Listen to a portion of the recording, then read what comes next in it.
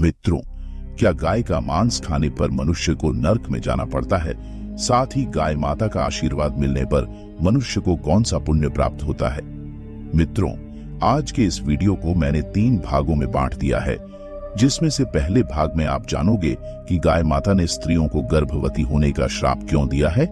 इसके बाद दूसरे भाग में आप जानेंगे कि गाय को रोटी खिलाने से कौन सा पुण्य मिलता है।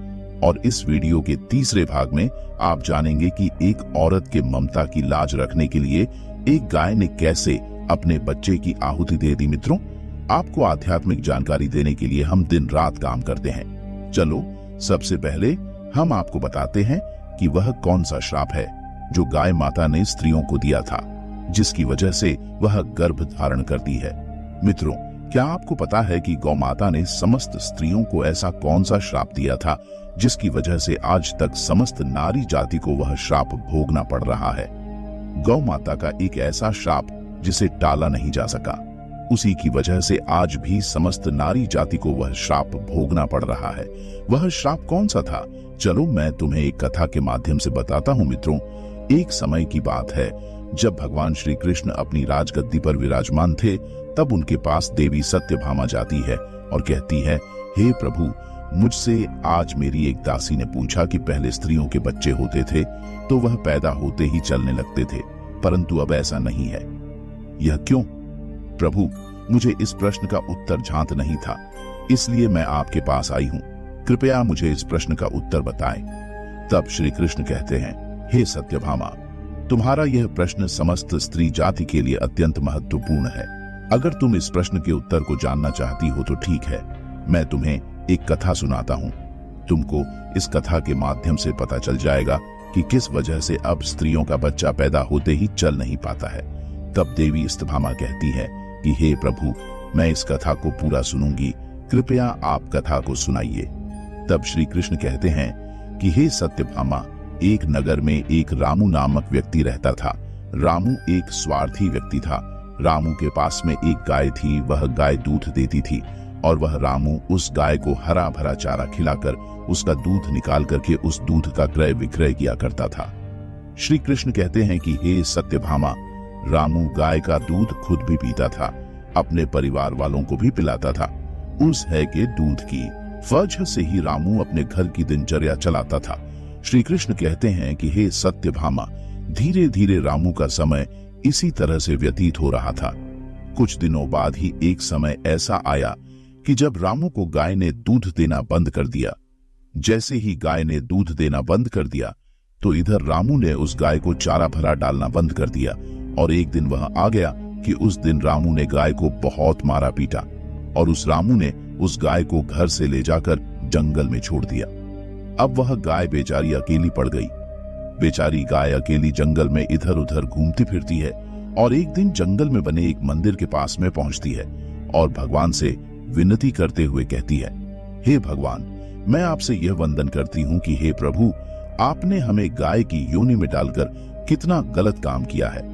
श्री कृष्ण कहते हैं कि हे सत्यभामा, वह गाय कहती है, देखिए, जो आपकी 84 लाख योनियों में सर्वश्रेष्ठ योनि मानव की है, वह कितना पाप और कितना दुष्कर्म करता है। वह गाय आगे कहती है, जब तक मैं दूध देती रही तब तक उस व्यक्ति ने मुझे अपने घर पर रखा। जैसे ही मैंने दूध देना बंद कर दिया, उसके बाद में उसने मुझे चारा भी नहीं डाला। इतना ही नहीं, उसने तो मुझे घर से बाहर ही निकाल दिया। अब मैं इधर उधर भटक रही हूँ। अब जंगल में चारा खा खा करके, जंगल में घास खा करके मैं अपने पेट को भरती हूँ, गुजारा करती हूँ। हे भगवान, आपने जो सर्वश्रेष्ठ योनि बनाई है प्रभु, यह तो कितनी स्वार्थी और लालची योनि है। श्री कृष्ण कहते हैं कि हे सत्यभामा, धीरे धीरे समय व्यतीत होता चला गया। गाय बेचारी दर बदर भटकती रही। जब भी कभी वह गाय रामू के द्वार पर आ जाती है तो अब रामू लाठी लेकर के उस गाय को जंगल की तरफ, खेतों की तरफ भगा करके आता है। श्री कृष्ण कहते हैं कि हे सत्यभामा, धीरे धीरे जब वह गाय एक दिन गर्भवती हो जाती है तो अब जैसे ही 3-4 महीने का गर्भ हुआ है तो उसी जंगल से एक स्त्री गुजर रही थी। उस स्त्री ने जैसे ही उस गाय को देखा, उसने मन में सोचा कि यह गाय तो गर्भवती है। मैं एक काम करती हूँ, इस गाय को मैं पाल लेती हूँ। जब इसका बच्चा हो जाएगा तो यही गाय मुझे दूध देने लगेगी। तब मैं इसका दूध खुद पीऊंगी और साथ ही अपने परिवार वालों को भी पिलाऊंगी। श्री कृष्ण कहते कि हे सत्यभामा, वह स्त्री आगे कहती है कि इस गाय का दूध खूब क्रय विक्रय करूंगी। लेकिन जैसे ही वह स्त्री उस गाय को पकड़ने के लिए अपने पति को बुलाने के लिए जाती है और जब तक उसका पति वहां पर आता है तब तक वह गाय वहां से चली जाती है। धीरे धीरे और समय व्यतीत होता है। श्री कृष्ण कहते हैं कि हे सत्यभामा, जब उस गाय के प्रसव का समय नजदीक आ गया तब वह एकांत जंगल में सुरक्षित जगह पर जाकर के उसने एक बछड़े को जन्म दिया। श्री कृष्ण कहते हैं कि हे सत्यभामा, प्रसव के कुछ समय बाद वही स्त्री उसी जंगल में घास काटने के लिए अपने खेतों पर गई हुई थी।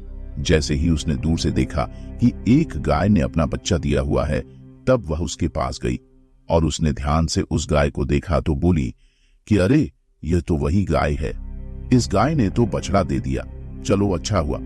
श्री कृष्ण कहते हैं कि हे सत्यभामा, वह स्त्री सोचती है, अब मैं इस गाय को पकड़ करके अपने घर पर अवश्य ले जाऊंगी। जैसे ही वह स्त्री उस गाय के पास से अपने पति को बुलाने के लिए जाने लगती है, तभी गाय उसी समय उस स्त्री से कहती है, हे बहन, आज तुम हमारे ऊपर एक परोपकार कर दो।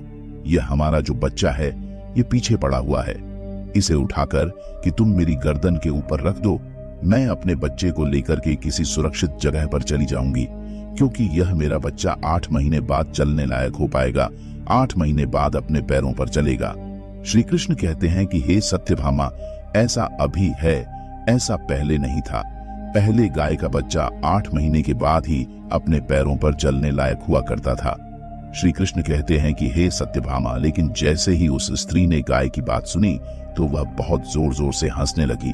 वह कहने लगी, तुम्हारा बच्चा इतना गंदा है, इतनी गंदगी में यह पड़ा है, मैं तुम्हारे बच्चे को उठा करके तुम्हारे कंधे पर क्यों रखूं?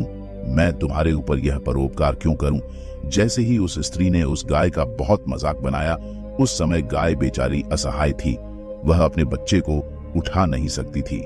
श्री कृष्ण कहते हैं कि हे सत्यभामा, उसी समय दुखी होकर के गाय ने श्राप दे दिया। उसने श्राप देते हुए कहा कि जाओ, आज तुम्हारा बच्चा जन्म लेने के बाद तुरंत चलने लगता है, लेकिन आज मैं श्राप देती हूँ, तुम्हारा बच्चा जन्म लेने के 8 महीने बाद ही अपने पैरों पर चलने लायक होगा, और जो यह मेरा बच्चा आज चल नहीं पा रहा है और यह आज के बाद पैदा होते ही बहुत जल्द अपने पैरों पर चलने लायक हो जाएगा। श्री कृष्ण कहते हैं कि हे सत्यभामा, इसी श्राप के कारण स्त्रियों का बच्चा अपने पैरों पर पैदा होते ही नहीं चल पाता, क्योंकि गाय माता ने समस्त स्त्री जाति को श्राप दिया है, परंतु गाय माता का जो बच्चा होता है वह तुरंत चलने लायक हो जाता है। अब श्री कृष्ण आगे कहते हैं, हे देवी सत्यभामा, अब तो आपको पता ही चल गया होगा कि आखिर किस कारण से स्त्री का बच्चा पैदा होते ही नहीं चल पाता और वह कौन सा श्राप है जो गाय ने स्त्री को दिया था। तब देवी सत्यभामा कहते हैं कि हे प्रभु, अब मुझे मेरे प्रश्न का उत्तर मिल गया है। इस प्रश्न का उत्तर बताने के लिए आपका कोटि कोटि धन्यवाद। मित्रों, कहा जाता है कि सतयुग में जिस समय सुखदेव जी पैदा हुए थे, तो सुखदेव पैदा होने के तुरंत बाद ही अपने पैरों पर चलने लगे थे और वेद व्यास भी जन्म लेने के तुरंत ही बाद अपने पैरों पर चलने लगे थे। यह बात सतयुग की थी, लेकिन कलयुग में ऐसा नहीं है, क्योंकि गाय ने समस्त स्त्री जाति को श्राप दे दिया था। उसी दिन से समस्त स्त्रियों के जो बच्चे पैदा होते ही चलने लग जाते थे, उनकी प्रक्रिया वहीं पर रुक गई। गाय के श्राप के कारण ही स्त्री का बच्चा 8 महीने बाद ही बच्चे चलने लायक, अपने पैरों पर खड़े होने लायक बन पाता है, और गाय का बच्चा उसी दिन से अपने पैरों पर चलने लायक हो जाता है। इसीलिए किसी की आत्मा को कष्ट नहीं देना चाहिए, और यही सनातन धर्म का सबसे बड़ा धर्म है। गोस्वामी तुलसीदास ने लिखा है, परहित सरस धर्म नहीं भाई, दूसरे के दुख में दुखी हो जाना, दूसरे के काम आना सबसे बड़ा धर्म माना गया है। तो इसलिए हमें असहाय पशुओं की, पक्षियों की सहायता करनी चाहिए। गाय के श्राप की वजह से ही जितने भी पशु पक्षी हैं, उन सब के बच्चे जन्म लेने के तुरंत बाद चलने लग जाते हैं। लेकिन स्त्रियों के बच्चों पर इसका विपरीत प्रभाव पड़ा कि जन्म के तुरंत बाद स्त्री का बच्चा चलने लायक बन पाया हो। एक स्त्री की गलती से आज समस्त मानव जाति की महिलाओं को उस श्राप का खामियाजा आज भी भुगतना पड़ रहा है। मित्रों, पहले भाग में आपने देखा कि कैसे स्त्रियों को गौ माता का श्राप लगा जिसकी वजह से स्त्रियां गर्भवती होने लगी। अब दूसरे वीडियो में हम जानेंगे कि गाय माता को एक रोटी खिलाने से कौन सा पुण्य मिल है। गाय को रोटी खिलाने से क्या होता है? मित्रों, आज हम आपको बताएंगे कि गौ माता को रोटी खिलाने पर आपको कौन सा पुण्य मिलता है। गौ माता देवी के समान ही पूजनीय है।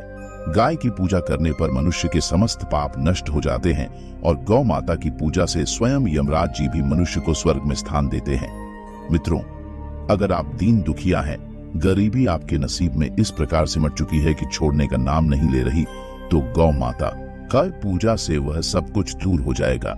मित्रों, मैं आपको बताऊंगा कि गौ माता की पूजा से मनुष्य कहां से कहां पहुंच जाता है। मित्रों, गौ माता की पूजा को लेकर एक प्राचीन कथा प्रचलित है।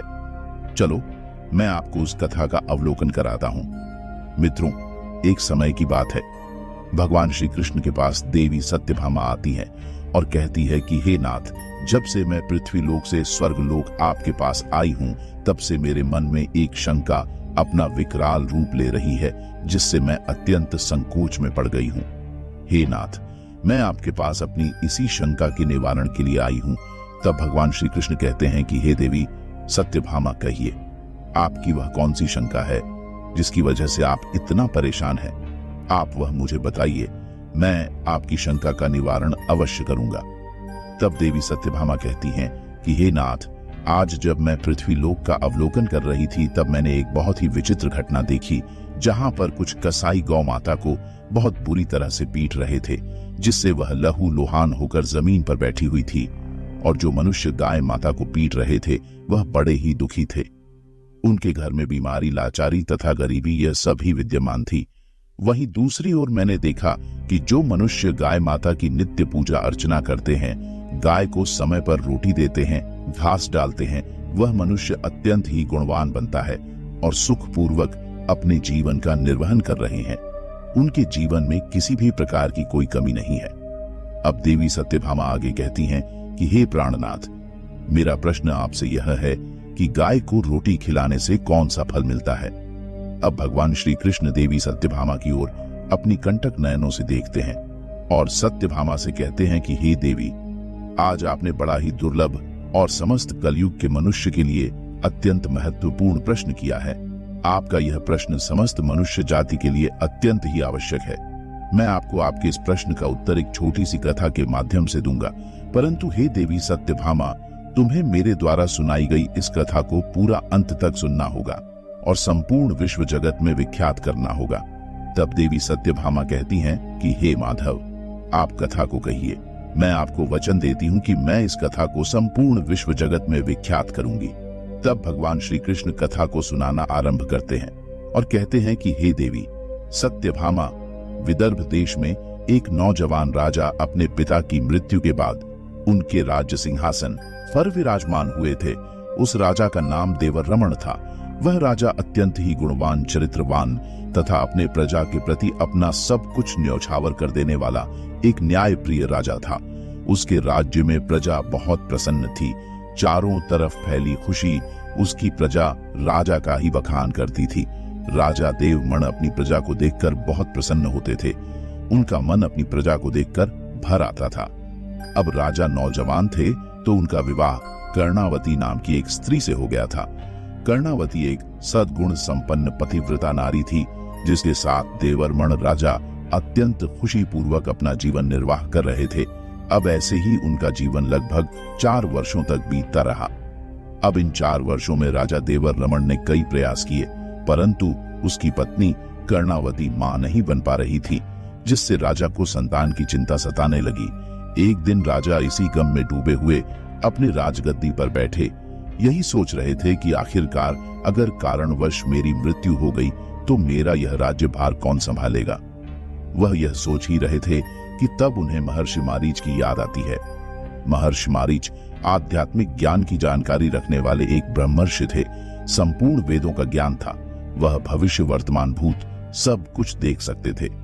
अब अगले दिन राजा देवरमण अपनी रानी को लेकर महर्षि मारीच के पास जाते हैं। जब महर्षि मारीच राजा देवरमण और रानी कर्णावती को अपने आश्रम में आया हुआ देखते हैं तो वह उनसे कहते हैं कि हे राजन, आप आज किस प्रयोजन से हमारे द्वार पधारे हैं? क्या आपके राज्य पर कोई संकट आया है जिसकी वजह से आप यहाँ पर पधारे हैं, या फिर आपके यहाँ आने की वजह आपका वैराग्य को धारण करना है, परंतु आप जैसे धीर वीर पुरुष को यह वैराग्य शोभा नहीं देता। आप तो एक अच्छे राजा हैं, आपको तो संपूर्ण प्रजा का ध्यान रखना है और प्रजा आपके राज्य में अत्यंत सुखी है।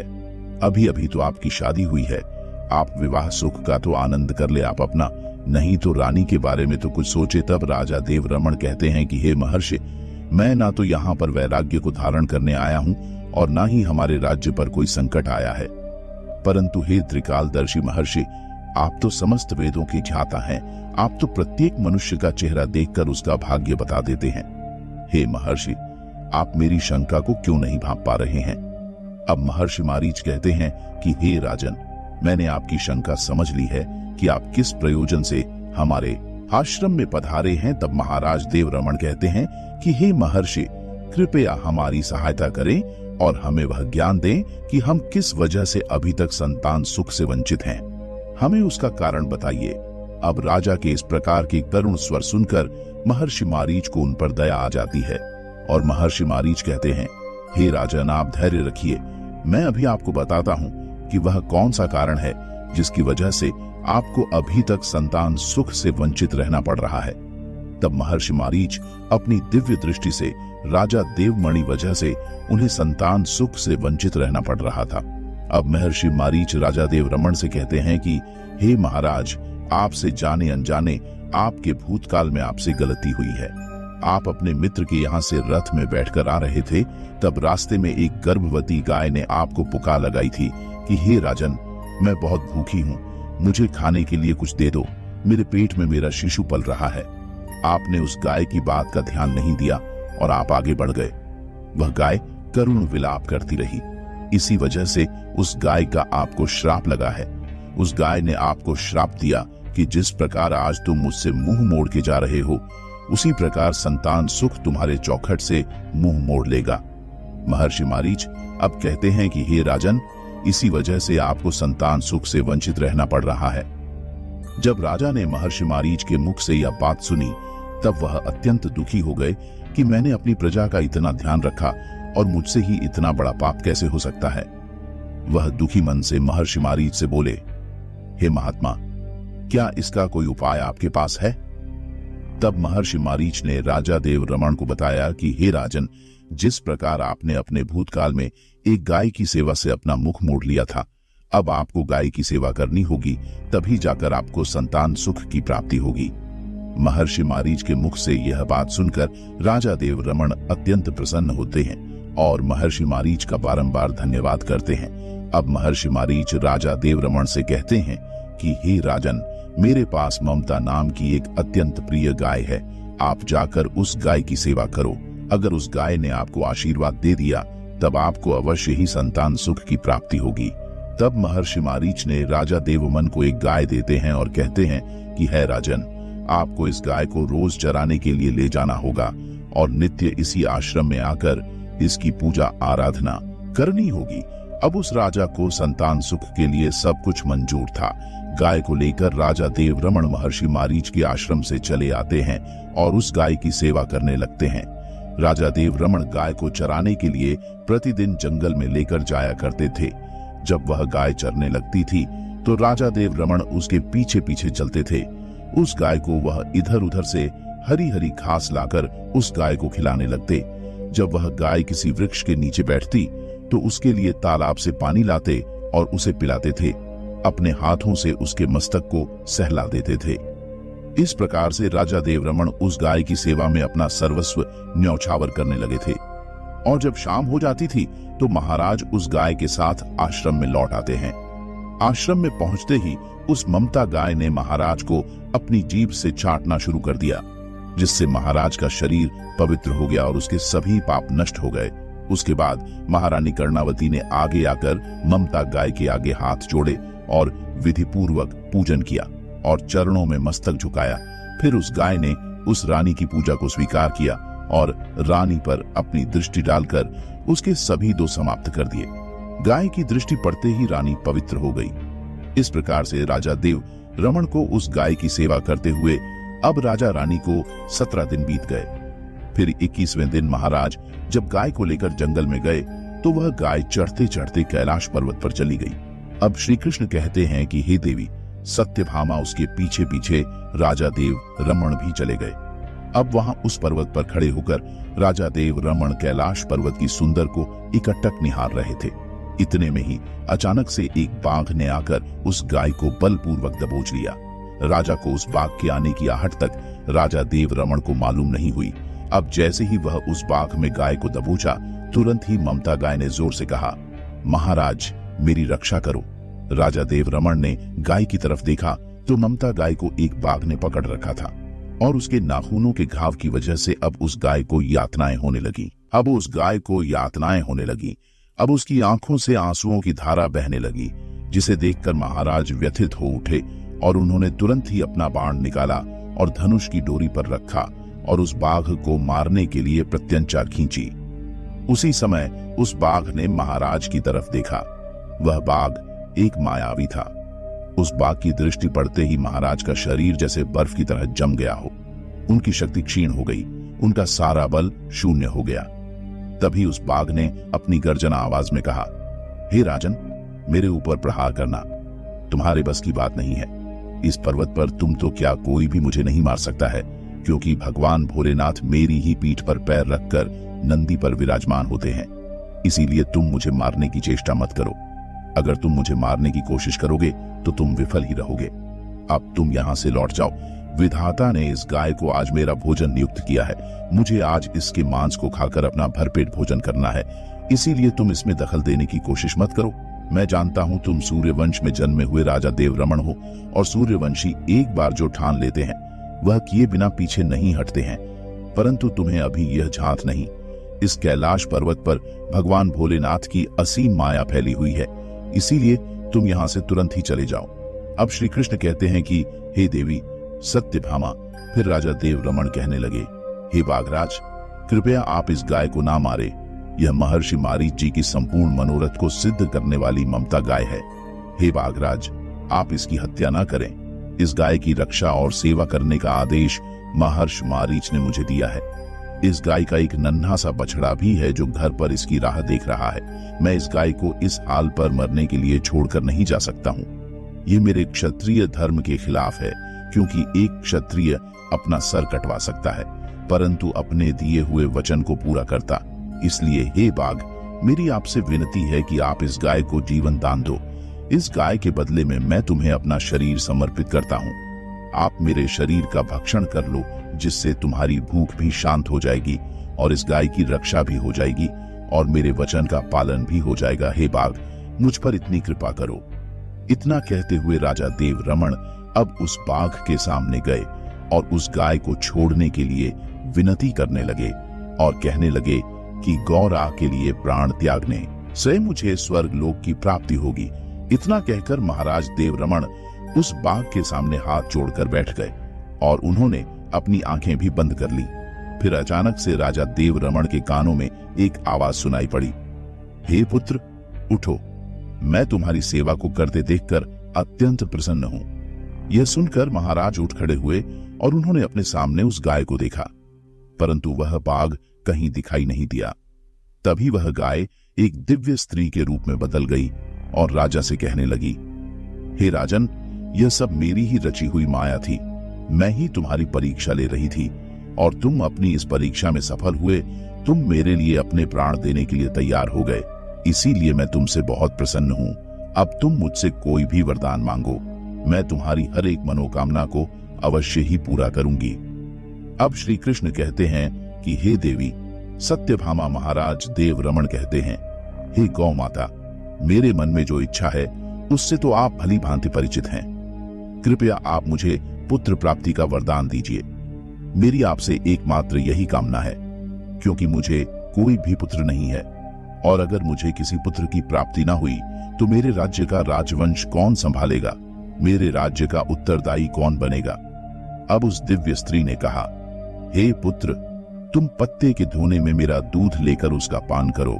इससे तुम्हें अत्यंत ही बुद्धिमान और गुणवान पुत्र की प्राप्ति होगी। महाराज देव रमण कहने लगे, हे माता, अब आप अपने असली रूप में आ जाइए और मेरे साथ महर्षि मारीच के आश्रम पर चलिए और मैं आपकी पूजा आराधना करके अपने अनुष्ठान को पूरा करके आपके अमृत समान दूध का पान करना चाहता हूँ। अब वह दिव्य स्त्री एक गाय में बदल गई। उसके बाद राजा देव रमण उस गाय को साथ लेकर आश्रम चले गए। आश्रम में पहुंचने पर महारानी ने आगे आकर उस गाय का पूजन किया। तब उस गाय ने कहा, हे महारानी, आप मुझे स्पर्श करें, इससे आपको अत्यंत गुणवान और विद्वान पुत्र की प्राप्ति होगी। फिर महारानी ने गाय को स्पर्श किया। महाराज और महारानी ने उस गाय की शास्त्रों के अनुसार पूजा आराधना की और उनके अमृत के समान दूध को प्रसाद समझकर ग्रहण किया। अब महर्षि मारीच कहने लगे, हे राजन, अब आप अपने पाप से मुक्त हो चुके हैं। अब तुम्हारी हर एक मनोकामना अवश्य पूर्ण होगी। अब राजा देव रमण अपने राज्य महल को लौट आते हैं और कुछ समय बाद राजा देव रमण को एक अत्यंत ही सुंदर और गुणवान पुत्र की प्राप्ति हुई, जिससे राजा और रानी अब बहुत प्रसन्न हुए। कुछ ही सालों में उन्हें 2 पुत्र और 3 कन्याओं की प्राप्ति होती है। अब श्री कृष्ण कहते हैं कि हे देवी सत्यभामा, जो भी मनुष्य गाय की सेवा करता है, उसे भोजन कराता है, उसकी पूजा करता है, उस मनुष्य के सभी काम सफल होते हैं। जो भी मनुष्य गाय की रक्षा करता है, उसकी कभी दुर्गति नहीं होती है। मृत्यु के बाद वह देवलोक में जाता है और भगवान विष्णु के दर्शन करने का सौभाग्य उसे प्राप्त होता है। जो मनुष्य गाय का दूध पीता है, वह सभी प्रकार के रोगों से दूर रहता है। जो मनुष्य गाय का दान करता है, उस मनुष्य को मोक्ष की प्राप्ति होती है। जो स्त्री रोज गाय को रोटी खिलाती है, वह देवी बन जाती है। गाय माता उसके समस्त पापों का नाश कर देती है और उसके सभी मनोरथ धीरे धीरे पूर्ण हो जाते हैं। अतः सदैव गौ माता की रक्षा और उनकी पूजा करनी चाहिए। इतना करने से ही मनुष्य के सभी कार्य सफल होते हैं। उसकी दरिद्रता और गरीबी समाप्त हो जाती है। गाय एक ऐसा प्राणी है जिसके अंदर एक मां के समान ही ममता होती है। वह इंसानों के सभी हाव भाव को पढ़ लेती है और गाय के आशीर्वाद से मनुष्य देखते ही देखते कहां से कहां पहुंच जा पता भी नहीं चलता। जो मनुष्य नित्य गाय की सेवा करता है, उसकी पूजा आराधना करता है, संपूर्ण सर्वस्व गाय पर न्योछावर कर देता है। उसके घर पर कभी पैसों की कमी नहीं होती। यमराज भी उसके घर का दरवाजा देरी से खटखटा है, पति पर आई हुई विपदा टल जाती है। गाय माता आपके बीमार बच्चे को मृत्यु के मुंह से बाहर खींच लाती है। गाय से मिला आशीर्वाद अमोघ होता है, जिससे प्रत्येक मनुष्य का दुर्भाग्य मिट जाता है और वह मनुष्य यशस्वी, तेजवान और सर्वगुण संपन्न हो जाता है। इसलिए हे देवी सत्यभामा, प्रत्येक मनुष्य को गाय की सेवा करनी चाहिए और जो मनुष्य गाय के मांस को अपना भोग समझते हैं, उनको यमराज जी द्वारा कुंभी पाप नरक में डालकर उसे गर्म तेल में तलते हैं और उनके मांस का भक्षण यमलोक के दैत्य करते हैं। गाय अत्यंत पवित्र प्राणी है। गाय को खुश करने मात्र से प्रत्येक मनुष्य की समस्त समस्याएं दूर दूर हो जाती हैं और वह मनुष्य अक्षय बन जाता है। उस मनुष्य को किसी भी चीज का भय नहीं रहता। अब देवी सत्यभामा कहती हैं, हे माधव, आपने जो यह कथा हमें सुनाई है वह अत्यंत ही पावन है। मैं इस कथा का अवलोकन संपूर्ण स्वर्ग लोक में विख्यात करूंगी। मित्रों, आपको यह कथा कैसी लगी हमें कमेंट में अवश्य बताइएगा। और गाय के आशीर्वाद से मनुष्य रंग से राजा भी बन जाता है, तो गाय की नित्य पूजा अर्चना करें और उसकी सेवा करें। अगर कहीं आपको गाय दिखे तो उसे पानी पिलाएं और चारा दे। जहां तक हो सके उस गाय की सेवा करें। अगर गाय का आशीर्वाद मिल गया तो आपका कल्याण हो जाएगा। मित्रों, साथ ही कुछ लोग ऐसे होते हैं जो गाय का मांस खाते हैं। उन लोगों का हिसाब स्वयं यमराज करते हैं। यमलोक में 52 तरह के नर्क लोक है। जो मनुष्य गाय को मार के उसका मांस खाता है, उसे बारी बारी से यमराज जी उन 22 नरकों में डलवा देते हैं। और जिस प्रकार गाय के मांस का उस मनुष्य ने भक्षण किया होता है, वही हाल उसके भी शरीर का किया जाता है। इसलिए गाय पर किए गए अपराध यमलोक में भी माफ नहीं किए जाते हैं। मित्रों, यह था हमारा दूसरा भाग। तीसरे भाग में हम जानेंगे कि कैसे एक गाय ने रखी एक स्त्री की ममता की लाज। मित्रों, आज हम आपको बताएंगे कि गाय माता ने कैसे रखी एक औरत की ममता की लाज, उस औरत को बांझ बनने से बचाया। मित्रों, आपने मां की ममता के विषय में इस लोक जगत में कई सारी बातें सुनी होगी कि मां अपने बच्चों को बचाने के लिए कुछ भी कर सकती हैं। परंतु मित्रों, क्या आपने ऐसा सुना है कि एक गाय ने एक औरत के बच्चे को बचाने के लिए अपने ही बच्चे की आहुति दे दी? अपने बच्चों की आहुति दे देने जैसा कलेजा सिर्फ गौ माता के पास ही हो सकता है। मित्रों, इस घटना पर एक कथा प्रचलित है। चलो मैं आपको उस कथा के माध्यम से बताता हूं कि गाय माता ने कैसे एक औरत की ममता की रखी, लाज और उस औरत को बांझ बनने से बचाया। मित्रों, एक बार भगवान श्री कृष्ण अपने महल में अपनी सोने की कुर्सी पर विराजमान थे। तब उनके पास स्वयं शेष नाग के अवतार बलराम जी अपने एक प्रश्न की मंशा से आते हैं और भगवान श्री कृष्ण से कहते हैं, हे भ्राता कृष्णा, आज मेरे मन में एक प्रश्न उठ रहा है और उसके निवारण के लिए मैं अपने कक्ष से तुम्हारे पास आया हूँ। अपने बड़े भाई बलराम जी को ऐसा कहता हुआ देख श्री कृष्ण मुस्कुरा के बोलते हैं, कहिए दाऊ भैया, आपका प्रश्न कौन सा है और आप कि वह कौन सी मंशा है जो आपको परेशान कर रही है? तब बलराम जी कहते हैं, हे भ्राता कृष्ण, मेरा प्रश्न यह है कि औरत जाति को छोड़कर वह कौन सी जाति है जिसके अंदर औरतों के समान ही ममता होती है और वह अपने बच्चों के लिए कुछ भी कर सकती है? मैं इसी प्रश्न के उत्तर के लिए तुम्हारे पास आया हूँ। तब भगवान श्री कृष्ण कहते हैं, हे दा भैया, आज आपने एक अत्यंत महत्वपूर्ण प्रश्न किया है। यह प्रश्न समस्त स्त्री जाति को एक सीख देगा। परंतु दाऊ भैया, मैं आपको इस प्रश्न का उत्तर एक कथा के माध्यम से दूंगा। यह कथा अत्यंत पावन है। इस कथा को सुनने मात्र से ही समस्त मनुष्य के पाप नष्ट हो जाते हैं। अब बलराम जी कहते हैं कि ठीक है कान्हा, सुनाओ। आप अपनी कथा में इस कथा को पूरा अंत तक सुनूंगा। तब भगवान श्री कृष्ण कथा को सुनाना आरंभ करते और कहते हैं कि हे दाऊ भैया, बहुत समय पहले की बात है। मधुबन नाम की एक प्राचीन नगरी थी। उस नगरी में सिद्धार्थ नामक एक मनुष्य अपनी पत्नी दिव्यानी तथा अपनी विधवा सास के साथ अपने जीवन का निर्वाहन किया करता था। सिद्धार्थ एक बहुत ही मेहनती व्यक्ति था। वह दिन भर काम करता और रात को अपने घर जब लौटता तो वह घर में खाने पीने का सामान लेकर ही आता था, जिससे उसका जीवन बड़ी ही खुशहाली के साथ बीत रहा था। आसपास के लोग भी उसकी मेहनत और लगन की बहुत प्रशंसा करते थे। सिद्धार्थ ने अपने घर की जीविका चलाने के लिए एक गाय पाल रखी थी। सिद्धार्थ की पत्नी दिव्यानी की रोज उस गाय की सेवा किया करती थी। उसे रोज सुबह चारा डालती और रोटी भी खिलाती थी। साथ में अपनी सासू माँ की भी खूब सेवा करती थी। इसी तरह सिद्धार्थ तथा उसकी पत्नी दिव्यानी का जीवन सुखपूर्वक बीत रहा था। अब भगवान के आशीर्वाद से कुछ दिन बाद दिव्यानी गर्भवती हो गई, जिससे सिद्धार्थ तथा उसकी माता दोनों बहुत खुश हुए। और जब यह बात पास पड़ोस में पता चली तो पास पड़ोस वाले भी सिद्धार्थ से कहने लगे कि भाई, अब तो तुम एक पिता बनने वाले हो। बच्चे के जन्म के बाद तो अब तुम्हें हम सभी को अपने घर पर हमें दावत में बुलाना होगा। सिद्धार्थ भी उन लोगों की बात मान लेता है। अब भगवान श्री कृष्ण आगे कहते हैं, हे दाऊ भैया, इसी तरह से सिद्धार्थ और दिव्यानी का समय बीतता गया। अब 9 महीने बाद जब दिव्यानी को प्रसव पीड़ा होने लगी, तब सिद्धार्थ तुरंत अपने गांव से एक आया को बुलाकर लाया। कुछ देर बाद दिव्यानी को एक पुत्र होता है, परंतु वह पुत्र अपने शरीर से अपंग होता है और कुछ समय बाद उस पुत्र की मृत्यु हो जाती है, जिससे दिव्यानी तथा सिद्धार्थ दोनों बहुत दुखी हो जाते हैं। अब सिद्धार्थ जिस आया को बुलाकर लाया था, वह सिद्धार्थ और उसकी पत्नी के पास आती है और उनसे कहती है कि देखो सिद्धार्थ, अब तुम्हारी पत्नी कभी मां नहीं बन सकती। अगर यह मां बनेगी भी तो इसका बच्चा अपंग पैदा होगा। इसका मतलब अब तुम्हारी पत्नी को एक बांझ की जिंदगी जीनी होगी।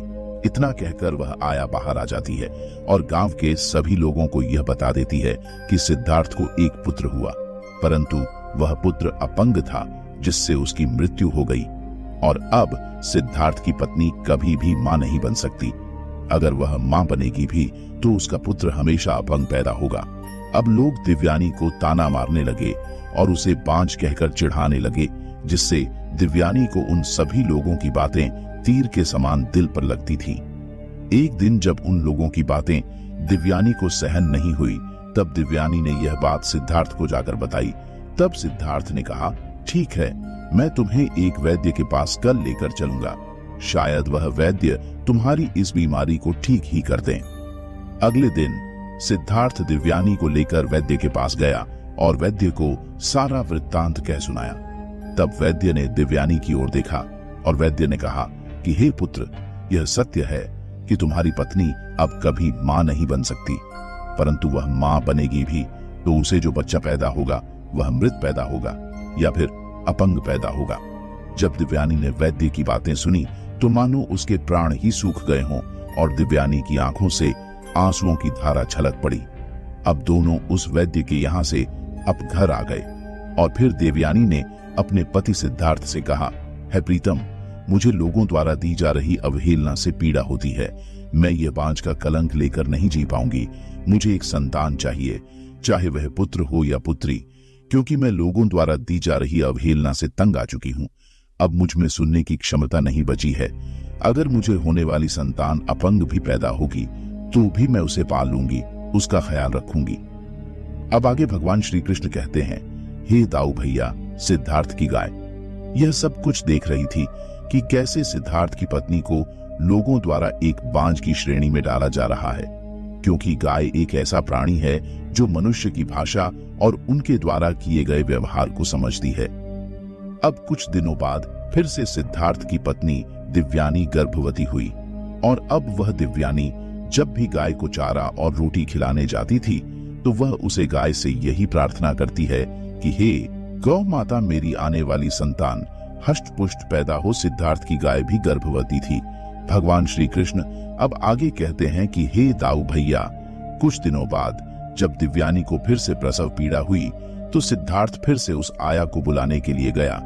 इस बार जब आया आई तो दिव्यानी को एक हष्ट पुष्ट पुत्र पैदा हुआ था, जिसे देखकर वह आया सोच में पड़ गई कि आखिर यह असंभव कार्य कैसे संभव हो सकता है। अवश्य ही इसमें भगवान की कोई माया है। अब उस आया ने अपनी गलती की क्षमा मांगी और वह अपने घर आ गई। जो लोग दिव्यानी को बांझ कहते थे उन लोगों के मुंह पर ताले लग गए। जिस दिन दिव्यानी को प्रसव हुआ था उसी दिन सिद्धार्थ की गाय को भी प्रसव हुआ, परंतु गाय को जो बच्चा पैदा हुआ वह बच्चा पहले से ही मरा हुआ था। जब सिद्धार्थ ने गाय के उस मरे हुए बच्चे को देखा तो उसने अपनी पत्नी दिव्यानी को यह सारी बात कह सुनाई। जब दिव्यानी ने यह बात सुनी तो वह तुरंत ही अपनी गाय के पास आ पहुंची और अपनी गाय से बोली, हे गौ माता, यह आपने क्या किया? आपने अपने ही बच्चे को मेरे बच्चे की जान बचाने के लिए कुर्बान कर दिया। तब उस गाय ने जवाब दिया कि हे देवी, आपने पूरी सच्ची श्रद्धा तथा पावन मन के साथ मेरी सेवा की थी, इसलिए मुझे तुम पर लगे हुए बांझ के दाग को मिटाना था। इसलिए मैंने तुम्हारे कोख में पल रहे बच्चे को अपनी कोख में कर लिया और तुम्हारी कोख में अपना बच्चा डाल दिया, जिससे तुम्हें एक हष्ट पुष्ट पुत्र की प्राप्ति हुई। अब तुम्हें कोई भी बांझ कहकर नहीं पुकारेगा। गौ माता का ऐसा त्याग देखकर दिव्यानी की आंखों से आंसू छलक पड़े और दिव्यानी ने उस गौ माता के चरणों में गिर गई और उस गौ माता का बारंबार धन्यवाद करने लगी। अब श्री कृष्ण कहते हैं कि हे दाऊ भैया, गाय ही एक ऐसा प्राणी है जो स्त्रियों के बिल्कुल समान है। गाय के अंदर स्त्रियों के समान ही ममता है। जब भी किसी मनुष्य का बच्चा पैदा होता है तो अगर उसकी मां को दूध नहीं आता है तो गौ माता का दूध ही उस बच्चे को पिलाना श्रेष्ठ माना गया है। गाय को समस्त जीवों की सबसे उच्च श्रेणी में रखा गया है, क्योंकि गाय स्वयं आदि शक्ति के एक स्वरूप का वाहन है। श्री कृष्ण अब आगे कहते हैं, हे दाऊ भैया, अब तो आपको पता ही चल गया होगा कि वह एक ऐसा जीव कौन है जिसके अंदर स्त्रियों के समान ही गुण है और स्त्रियों के समान ही ममता है। अब बलराम जी कहते हैं कि हाँ कन्हैया, अब तुम्हारे इस कथा की वजह से ही मुझे मेरे प्रश्न का उत्तर सही सही झात हुआ है। मित्रों, इस पूरे संसार में स्त्री के अलावा गाय ही एक ऐसा जीव है जो स्त्रियों के समान ही पूजनीय है। स्त्रियों के समान ही गाय के अंदर ममता है, जो अपने बच्चों को बड़े से बड़े संकट से बचाने के लिए खुद तक की आहुति देने को तैयार हो जाती है। और कुछ लोग ऐसे भी हैं जो गाय माता का मांस खाते हैं। उन लोगों के लिए यमराज जी ने पहले से ही उन लोगों के लिए नरक के द्वार खोल रखे हैं। उन्हें कुंभी नरक में डालकर गर्म तेल में तला जाएगा, तो ऐसी गलती कृपया ना करें। जीव हत्या पाप है मित्रों। तो यही थी स्त्रियों के विषय में कुछ बातें। मित्रों, आपको यह वीडियो कैसा लगा हमें कमेंट करके अवश्य बताना और इस वीडियो को अपने मित्र बंधुओं को शेयर अवश्य करना। साथ ही हमारे मिस्टिक इंस्पायर्ड चैनल को अवश्य सब्सक्राइब करना। मित्रों, वीडियो को यहाँ तक देखने के लिए दिल से धन्यवाद।